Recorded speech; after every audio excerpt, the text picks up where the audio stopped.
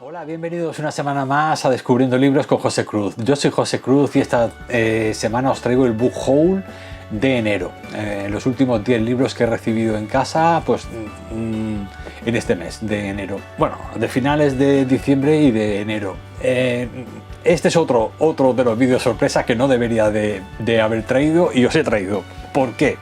Pues porque, bueno, ya sabéis que aunque inicialmente quiero que mi periodicidad sea quincenal, pero claro, el Book Haul pues es un vídeo que hay que intentar sacarlo pues en el momento en el que te llegan los libros, porque hay algunas novedades editoriales que luego pues bueno, ya no tendría tanto sentido como en el momento en el que me han llegado, ¿no? Así que bueno, he decidido incluir este vídeo por aquí en medio, entre un vídeo y otro quincenal, y bueno, seguro que os gustará porque este tipo de vídeos son los que más os gustan, más visualizaciones tienen, los Book Haul.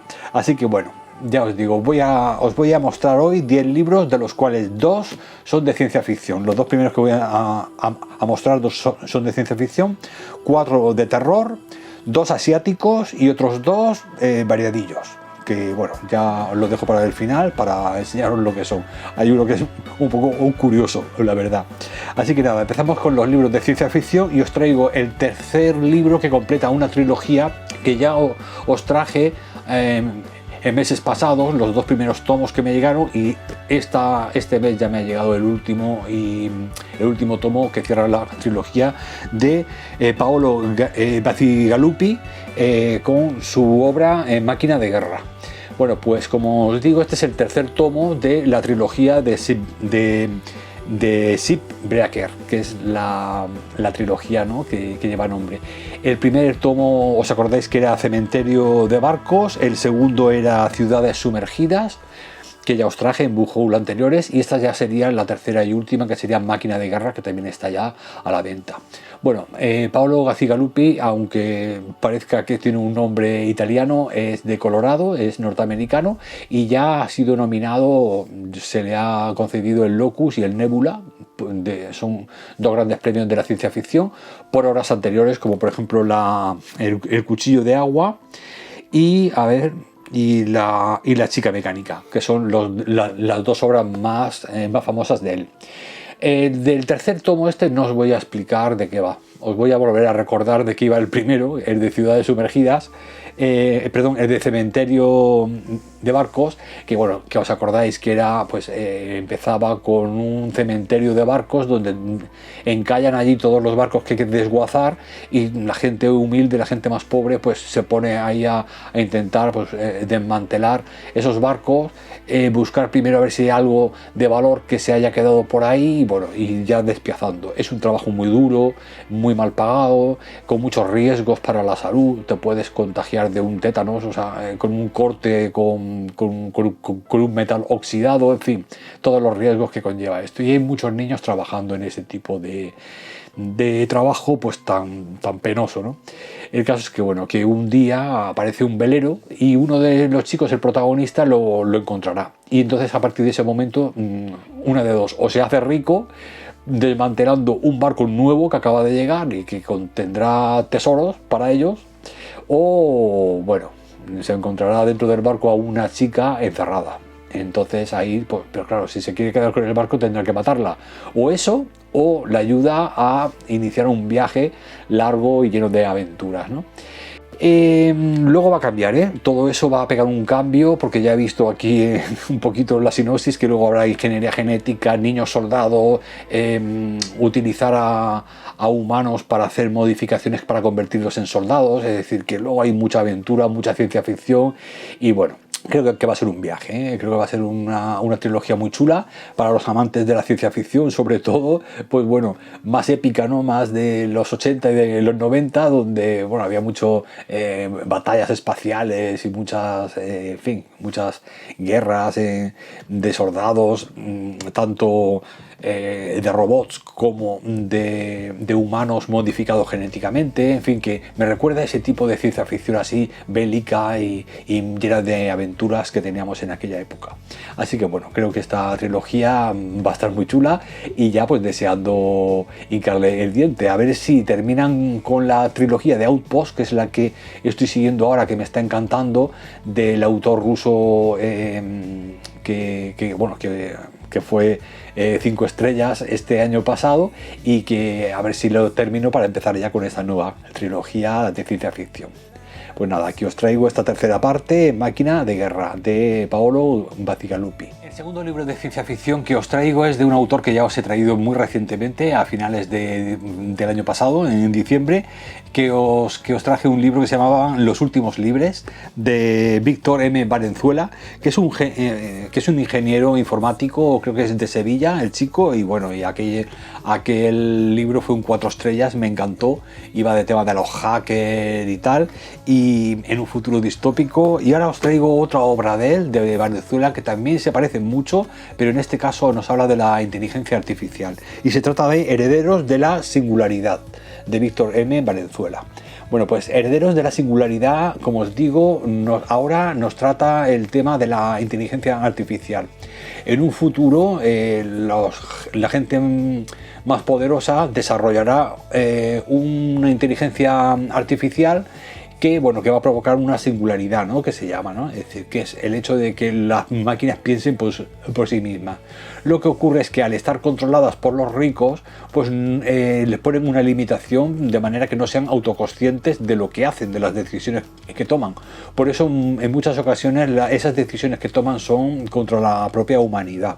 Y para defender a esa casta de ricos, que son los que han creado esa inteligencia artificial.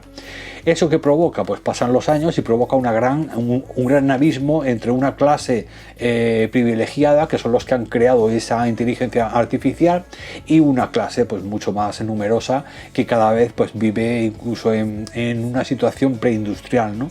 Unos muy tecnológicos y otros muy preindustriales. Los tecnológicos pues utilizan los robots, esas inteligencias artificiales, etcétera, para vivir cada vez mejor, y los de abajo pues no tienen acceso a eso, ¿no? Entonces, pues bueno, aquí un poco semejante a lo que nos comentaba también en el libro anterior que os digo de Los últimos libres, en esta un grupo de científicos, de hackers de la clase baja, pues intenta crear su propia inteligencia artificial, una inteligencia artificial que realmente aporte soluciones a la humanidad, ¿no? Y que haga libres a esa casta inferior, porque ya os digo que se dividiría ese futuro en 2 castas, una minoritaria de gente opulenta y rica, y abajo una casta que está pues bueno todavía atrasada, ¿no? A nivel económico y social. Y ahí es donde la disidencia, un grupo de disidentes, de hackers disidentes, crearán una inteligencia artificial que sí que promueva la liberación de esa casta que han dejado allá abajo, ¿no? en la miseria prácticamente, ¿no? Así que bueno, pues ya os digo, otra novela de Valenzuela que me parece que va a estar muy chula también, y que también, como igual que antes en la obra anterior era un grupo de hackers los que se utilizaban las puertas traseras de los programas para poder acceder y romper la censura que las corporaciones creaban en los programas para que no se piratearan ni se hicieran un software libre. En este caso se trata de inteligencia artificial. Ya sabéis que lo más importante de una inteligencia artificial es cómo utilices el algoritmo para que se reeduque a sí misma, es decir, cómo tiene que utilizar los datos que hay por ahí por la web para autodesarrollarse, ¿no? Pues bueno, si ese algoritmo está capado o está hecho para defender unos intereses de una casta, pues en este caso van a salir un grupo de disidentes que van a hacer que los algoritmos estén programados de manera que la inteligencia artificial mire por los intereses realmente del hombre y no de una casta de hombres, ¿no? Así que me parece también pues otra obra muy interesante, muy también de liberación de la humanidad mediante la tecnología, y que bueno, puede estar muy chula, muy interesante. Aquí os traigo Herederos de la Singularidad de Valenzuela, que bueno, que hasta ahora me está gustando mucho lo que estoy leyendo de él. Bueno, pues empezamos con las obras de terror. El primer libro de terror que os traigo es de un autor que ya os he traído 4 veces, y se trata de Juan de Dios Garduño. que sabéis que fue el que escribió la obra de Zombies Extinction, o sea, que se llevó a la pantalla en Estados Unidos. De él os he traído ya Y pese a todo, Apuntes macabros, que fue una recopilación de relatos, El porqué de lo oscuro, no, pues os he traído 5, y el de Extinction. No, el de Extinction es el de Y pese a todo, que se le dio otro nombre. Pero el que más me gustó fue El arte sombrío. Ese es el cuarto libro que os traje, que fue un 4 estrellas para mí, y ese era el más relevante de él. El que más me gustó, incluso más que Y pese a todo o Extinction en la versión cinematográfica. Bueno, pues este año acaba de publicar un libro junto a Óscar García Morón que se llama Bering. El mar de Bering, sabéis que es el mar que separa Alaska de Siberia. Es decir, en la parte más septentrional del Pacífico se encuentra el mar de Bering, que separa estos dos continentes, ¿no? El americano, el norteamericano y Siberia, ¿no? El asiático. Bueno, pues Bering es un mar que sabéis que al estar al norte, muy cerca ya del Ártico, pues es un mar muy embravecido, ¿no? Muy oscuro, muy frío, en el que los barcos pueden tener no solamente peligro por el tema de las tormentas y del oleaje, sino también de los trozos de hielo que van por ahí flotando, ¿no?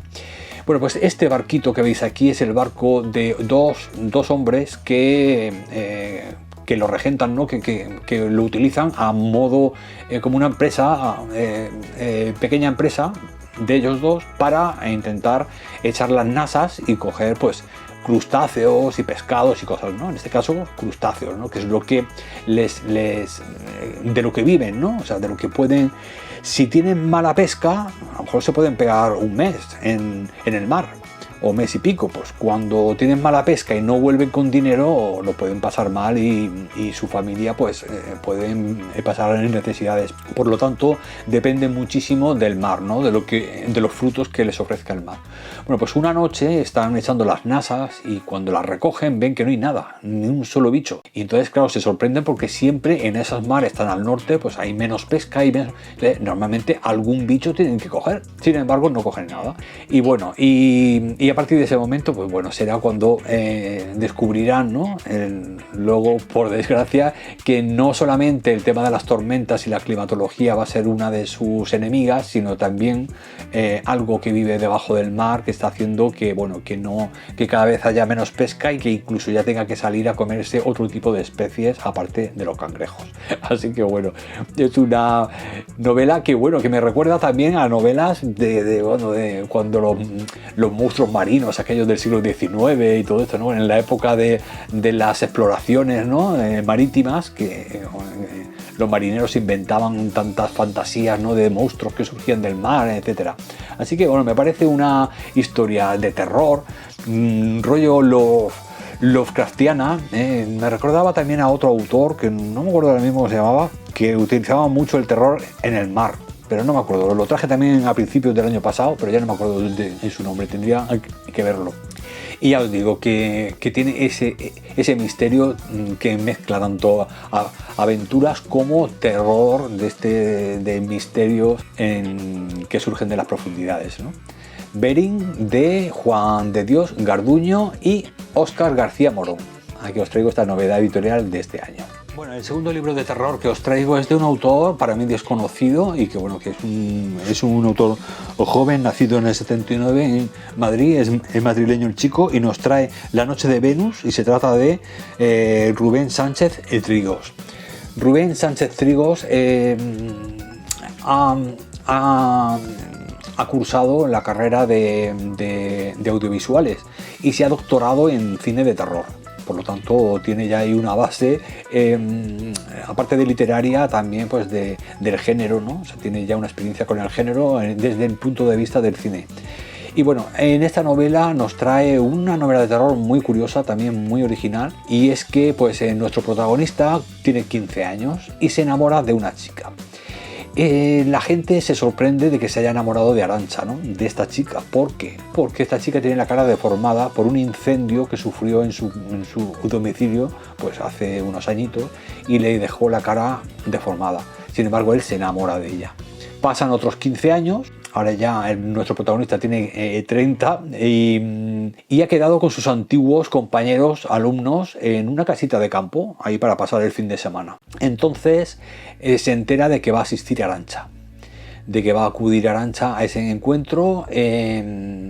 Y es algo sorprendente porque Arantxa había desaparecido y nadie sabe qué fue de ella, y por lo tanto tanto él como sus compañeros pues están un poco pues con la incertidumbre, ¿no?, de saber qué fue de ella, por qué desapareció, qué ocurrió hace 15 años. Por lo tanto, pues bueno, aquí creo que va a ser una novela original en el sentido de que nos va a proponer un tipo de terror más psicológico. Vemos que es más de personajes, ¿no?, de reencuentros, de gente que se conocía pues cuando eran adolescentes, y que algo ocurrió en aquel entonces, algún misterio que hoy, 15 años después, se va a resolver en esa casita donde se van a encontrar los antiguos compañeros del instituto, ¿no?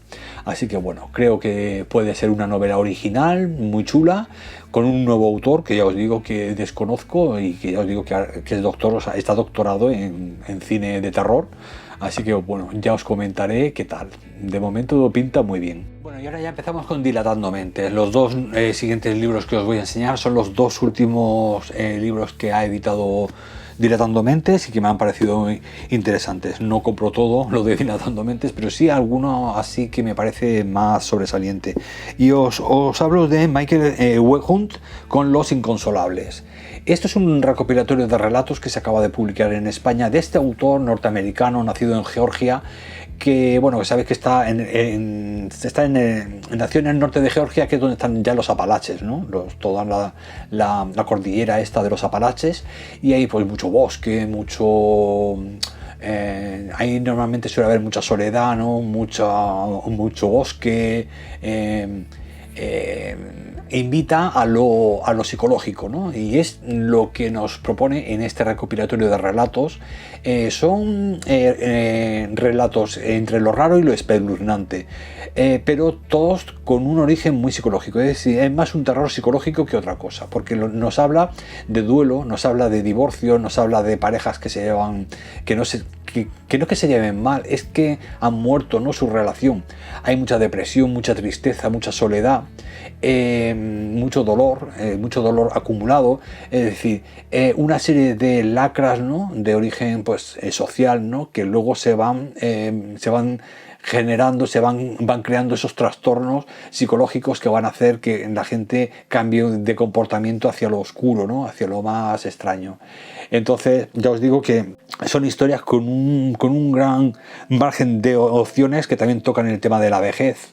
La vejez, la ancianidad, la decepción, las crisis matrimoniales, el amor extinto, las enfermedades mentales. Es decir, que son temas muy oscuros, ya os digo, pero tratados desde el horror psicológico, es decir, ya comportamientos que rayan ya lo inhumano. Por eso, por lo que está ahí un poco, podrían ser un poco como relatos oníricos que están ya en la frontera de la locura, ¿no? Están entre... cuando ya llega uno muy profundamente a una tristeza, a una depresión, pues llega un momento en el que ya roza ya el límite de pasar al otro sitio, al otro lado oscuro, y ya pues que nuestro comportamiento deje poco a poco de ser sentidos por los demás como algo reconocible, ¿no?, sino algo extraño, comportamientos extraños que no son normales, ¿no? Así que bueno, me ha parecido una obra, es bastante tocheta, y bueno, y ya os digo que me ha parecido una forma también de descubrir a este autor, que ha sido también premiado. Le han dado el Ignotus, la Maltea y el Shirley Jackson, o sea, los premios, y el Crawford. O sea, le han dado 4 premios importantes de terror y de misterio, así que pues bueno, ya os diré qué tal. Ya os digo que tiene muy buenas valoraciones, tiene muy buenas opiniones por todos los... Y es un hombre que además, según dicen la gente que ha ido a visitar su casa y su biblioteca, tiene una mezcla de autores ahí, autores góticos, autores de horror cósmico, sobre todo pues de Hawthorne, de Hawkins, autores que solían utilizar mucho la naturaleza, el misterio de la naturaleza, ¿no?, el bosque misterioso, animista, ¿no? que posee alma, los objetos o la vegetación, la naturaleza. Y por lo tanto, ya os digo, es un hombre que yo creo que es porque ha nacido en el norte o sea, cerca de los Apalaches, en el norte de Georgia. Yo creo que es un hombre que está acostumbrado a un tipo de horror más psicológico, más de relación con la soledad y con la naturaleza, ¿no? Así que bueno, ya os digo que que esto me recuerda mucho a esos autores de principios del siglo XX, incluido Lovecraft, que relataban mucho el tema de la naturaleza, el misterio que escondía, ¿no? La naturaleza, pero en lugar del origen ser natural, en este caso sería más el psicológico. Todo pues, originado, ¿no? El chispazo lo provoca pues, una separación o una enfermedad o un Alzheimer o en fin, cualquier problema social que luego va desarrollando pues, ese horror extraño, ese camino que coge entre lo raro y lo espeluznante. Así que pues nada, aquí os traigo Los Inconsolables, que ya sabéis que pues bueno, hay muchas problemas sociales que por mucho que intentes consolar es imposible. Así que bueno, creo que van a ser este tipo de personajes, van a ser los protagonistas de este recopilatorio. Bueno, y en la misma línea de Wehun os traigo también a otro autor, para mí nuevo también, que se llama Kurt Fauber, con La desintegración de lo relativo, que es una recopilación de relatos que, como os digo, y en la misma línea que Fauber, este hombre también ha nacido en el noroeste de Ohio, en las Rocosas, y también pues, tiene un contacto con la naturaleza muy intenso, ¿no? Quizá esté todavía más influenciado por Lovecraft que Fauber. Es decir, Fauber es más psicológico, este es más de horror cósmico, ¿no? Y este hombre pues, ha ganado el Bram Stoker, el premio Bram Stoker, y el Shirley Jackson también.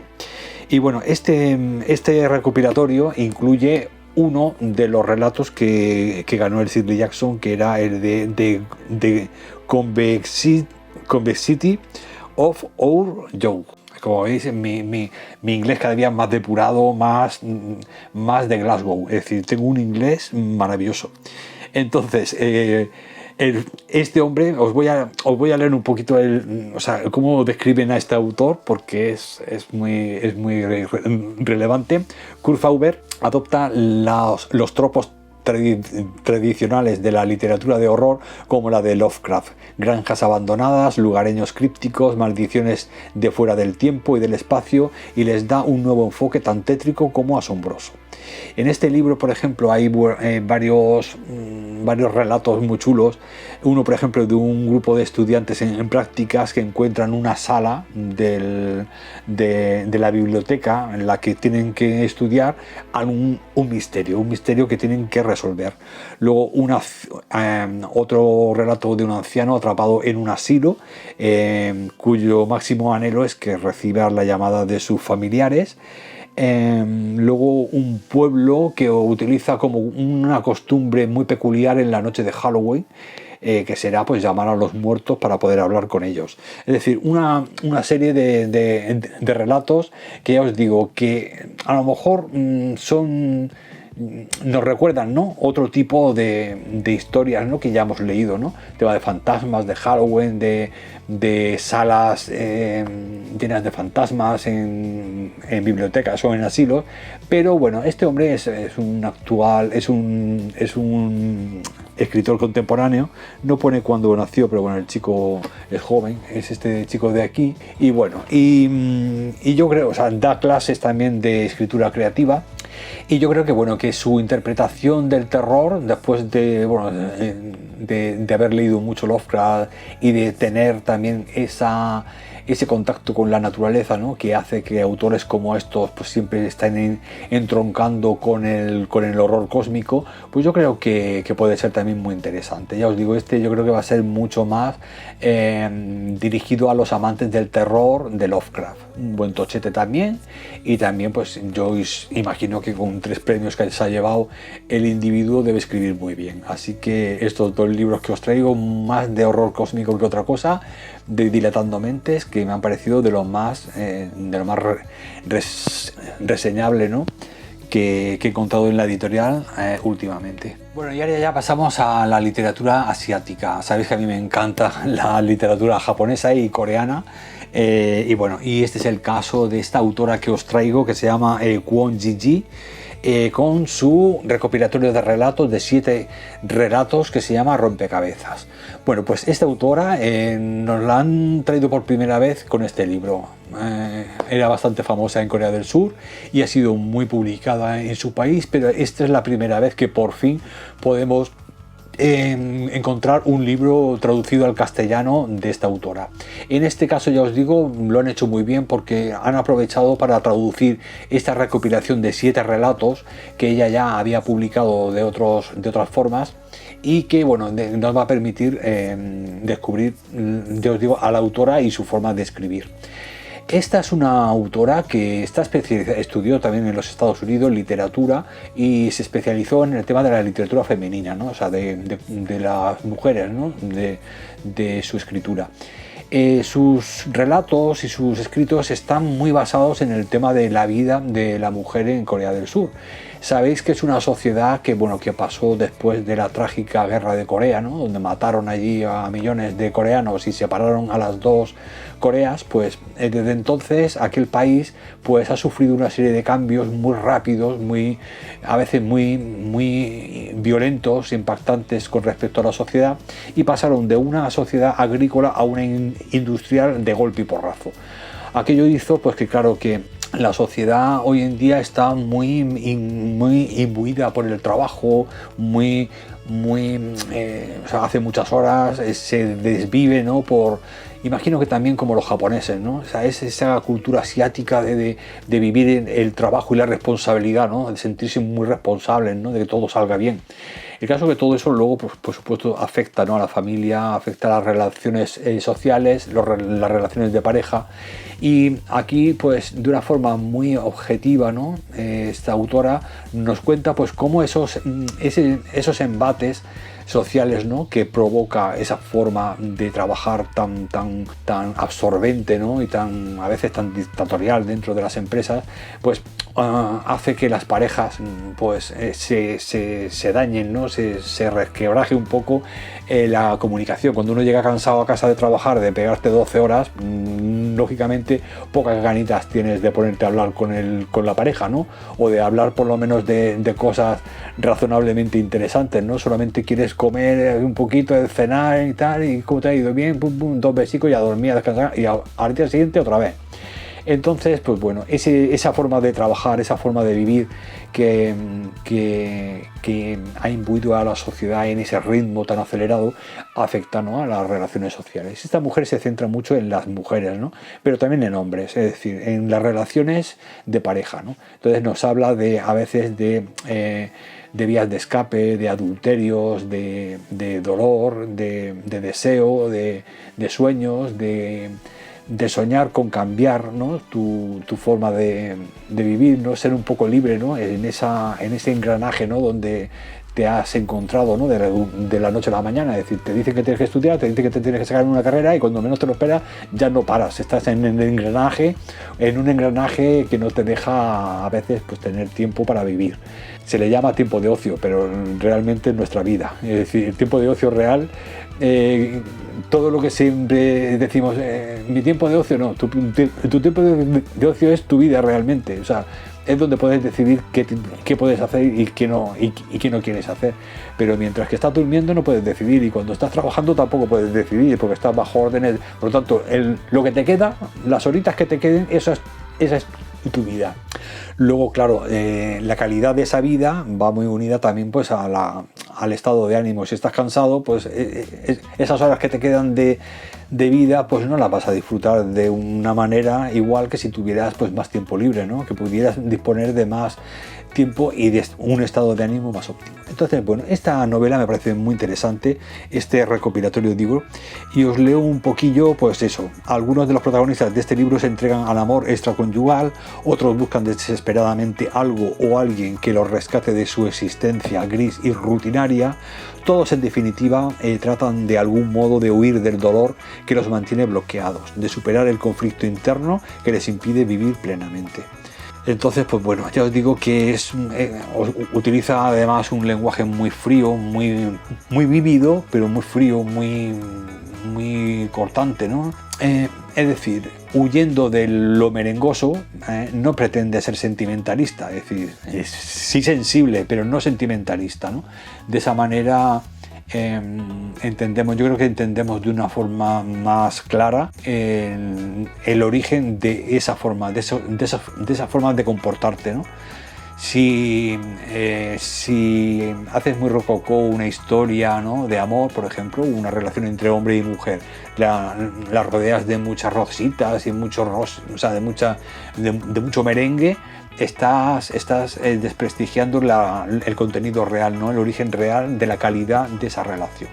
Sin embargo, pues esta autora nos intenta describir de una forma más fría, más pausada, pero no por eso más realista, estas relaciones, ¿no?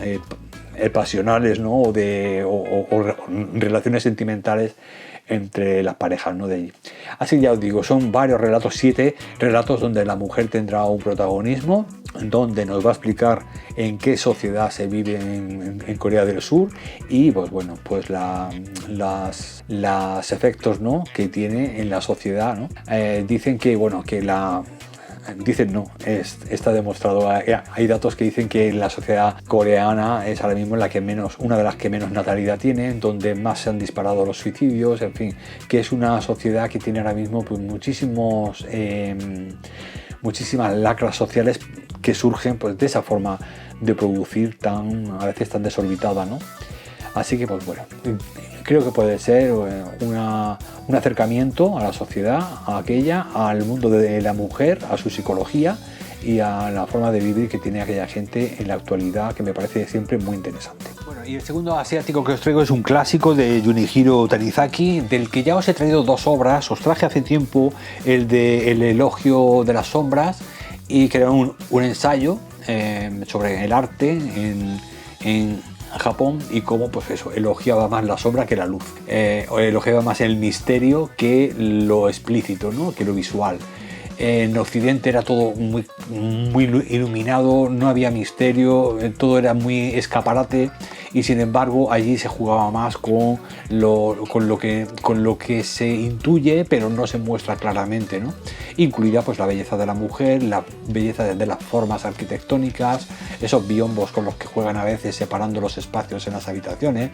Un ensayo que me pareció muy bonito y que bueno, que demostraba que este hombre, que Tanizaki, es un autor que entiende muy bien y que vive, ¿no?, su cultura, ¿no?, la cultura asiática, japonesa en este caso.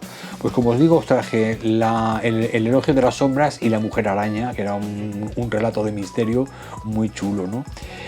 Sabéis que la obra más famosa de él son Las hermanas Makioka, que lo tengo también, pero todavía no lo he leído, es un buen tocho. Y ahora os traigo un libro que podríamos considerar medio de terror, medio también pues de fantasía, ¿no?, más que otra cosa, más que horror, fantasía, pero también tienen sus punticos de horror. Y es un recopilatorio de relatos ya os digo, de Junichiro Tanizaki, que se llama Cuentos crueles. Pues esto es una recopilación de relatos que incluye también La mujer araña, y que pues bueno, aquí ya os digo que tiene mucho, o sea, bebe mucho del horror fantástico asiático, japonés en este caso. Entonces, mujeres fantasmas, tatuajes que vuelven a la vida, formas, sombras que viven en el jardín de la casa, en fin, una serie de relatos muy japoneses, vamos, muy chulos. Era este hombre, que veis que siempre estaba con su kimono. Este hombre no se occidentalizó, la verdad, porque ya os digo que él conservaba mucho de su tema de su cultura japonesa. Y bueno, pues encontramos el análisis del pánico, la destrucción física de un viajero a quien aterroriza el desplazamiento, la descripción delicadísima de exóticos paisajes femeninos que parecen salidos de un museo de porcelana, el sadomasoquismo de un artista de tatuajes devorado por una bellísima clienta a la que ha convertido en araña, la autosugestión que convierte a un inocente en culpable, la amorosa descripción de un amante vistiendo a su amada a la manera europea para resucitar el deseo de verla renacer, en fin, temas clásicos de la literatura cruel y delicada del mejor estilo de este japonés de principios del siglo XX. Así que, pues, bueno, me pareció, es una obra que creo que está descatalogada, la encontré de segunda mano, y bueno, y aunque había releído ya, os digo, algún relato de él en otros recopilatorios, pero ya al reunirlos todos juntos aquí en un solo tomo en una sola antología, pues dije, me voy a hacer con él, que un clásico de este tipo siempre es maravilloso. Y bueno, ahora ya me faltan ya los dos últimos libros, que es así más variadillo. Bueno, esta también podría, la verdad, considerarse asiática, ¿no? Esta novela que os voy a mostrar, pero lo he dejado un poco aparte de las otras dos asiáticas porque resulta que yo había pedido un manga. El manga de Suzume, que era muy bonito, porque incluso creo que han hecho película de anime, muy bonita, y está escrita por Makoto Shinkai, que Makoto Shinkai es director de cine, o director de manga, de anime, y nos trae, pues ya os digo, esta novela. Esto es la novelización de esa historia, de ese manga, de ese anime que la ha dirigido, ¿no? Y bueno, y me equivoqué, en lugar de pedir el anime, pues me pidió la novela. Se ve que todavía no estaba, el manga, como todavía no estaba, pues me pillé esto creyendo que estaba en un ómnibus. Los 2 o 3 tomos se contenían en uno, y resulta que era la novelización, era la novela de la historia. Así que digo, bueno, pues mira, pues me la voy a leer, la historia, antes de ver anime o antes de leerme el manga. Bueno, pues esto es una historia de adolescentes donde hay dos protagonistas, ¿no? Donde está esta chica y otro chico. Ella es Suzume, es el nombre de ella. Y un día se encuentra, pues cuando sale del instituto, se encuentra un chico, y bueno, este chico está pues como desorientado, ¿no? Entonces le pregunta que qué le pasa. Dice que está buscando una puerta. El caso es que lo sigue y llegan a una montaña junto a la que existen unas ruinas, y hay una puerta blanca. Descubren como una puerta blanca. El chico no está, y ella parece ser pues que sospecha que ha atravesado esa puerta blanca. El caso es que ella extiende la mano hacia la puerta blanca, y ahí ya se empezará con una historia que va a unir pasado con presente. Por lo tanto, yo creo que va a ser de tema de viajes en el tiempo, etcétera. Así que, bueno, un manga novelizado. Así que, pues, bueno, muy juvenil, muy fresquito, y para leer entre lecturas, pues oye, tiene muy buena pinta. Bueno, ya para terminar, una novedad editorial que me ha parecido preciosa y muy atrayente, escrita a 4 manos, escrita por 2 autores italianos de Turín, los dos, pero se conocieron en París, en la posguerra, después de la Segunda Guerra Mundial. La edita Siruela, y pues, como suelen ser habitual en Siruela, con una edición muy bonitas, y se llama El amante sin domicilio fijo. Es esta obra de aquí que nos traslada a Venecia. Esta historia va a durar 3 días y va a estar acotada un poquito entre 2 viajes. Empieza con la llegada de un avión y acaba con la partida de un barco. Durante esos 3 días nos va a hablar de la historia de 2 amantes, una chica y un chico. La chica es profesora de arte, de historia del arte, una mujer que sabe muchísimo de la historia del arte, y por otro lado él va a ser un guía turístico que está más especializado en las experiencias humanas, ¿no? en tener muchas anécdotas y mucha vida experimental, ¿no? Entonces tenemos por un lado la teoría y por otro lado la práctica, ¿no? Entonces estos 2 mundos que comparten algo común, que es la cultura veneciana, el Renacimiento, una desde un punto de vista más, ya os digo, más teórico, y el otro más de la calle, más el guía turístico que se sabe todos los recovecos, todos los rincones. Entre ellos va a surgir una relación de complicidad y de amor pues muy hermosa, pero ya os digo, va a durar 3 días y se desarrolla en Venecia, entre los canales de Venecia, que siempre sabéis que Venecia, hay 2 Venecias. Para mí personalmente, cuando fui a visitarla, Venecia, me di cuenta de que los que habíamos cogido un viaje largo de una semana, que podíamos ver día y noche, descubríamos las 2 Venecias. Sin embargo, los que venían en barquito, en crucero, pues tenían la hora al mediodía, a las 5 de la tarde se tenían que volver al barco y solamente veían una parte de Venecia. Pero la Venecia de la oscuridad, de las sombras, de la tarde, del atardecer, cuando cae el atardecer y se vacían las calles de Venecia y empiezas a escuchar por primera vez el sonido del agua de los canales cuando roza en fin, con la ribera, ¿no? Con el muro de los espigones de los puertos, ahí es cuando empiezas a escuchar y a oler los sabores y los olores de Venecia, y es otro mundo más misterioso, ¿no? Y es en ese mundo donde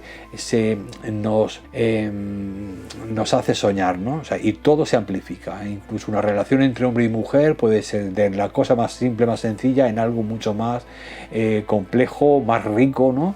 Y más, en fin, más misterioso, ¿no? Por ese entorno, ¿no? Que a veces es también igual o más importante a veces que bueno, no es igual que encuentres, o sea, que te veas con una chica en un supermercado, en el Mercadona, en la sección de las patatas, no es lo mismo que la conozcas en un campo, que es como se llaman las plazas de Venecia, ahí sentada pues junto a una vela, ¿no?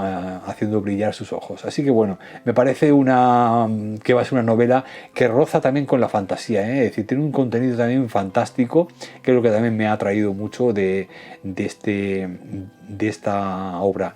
Y como a mí me gusta bastante los escritores italianos como Alessandro Barico y todos estos autores que tienen una sensibilidad especial, ¿no? Y luego son muy elegantes a la hora de escribir. En este caso también utilizan mucho, se profundizan mucho en la psicología humana, ¿no? Entonces, como veis, en estas compras, sea de terror o sea de otra temática, he encontrado, me ha llamado la atención, y que están todos muy cargados de desarrollos psicológicos, ¿no? de mucho peso en el tema humano, más que lo que es el argumento, ¿no? De las historias. Así que bueno, creo que va a ser una historia muy bonita, una historia de amor que dura 3 días, que ya os digo que empieza con una llegada de avión y una partida de barco, y que creo que puede ser muy bonita y muy interesante por ese puntito de fantasía, ¿no?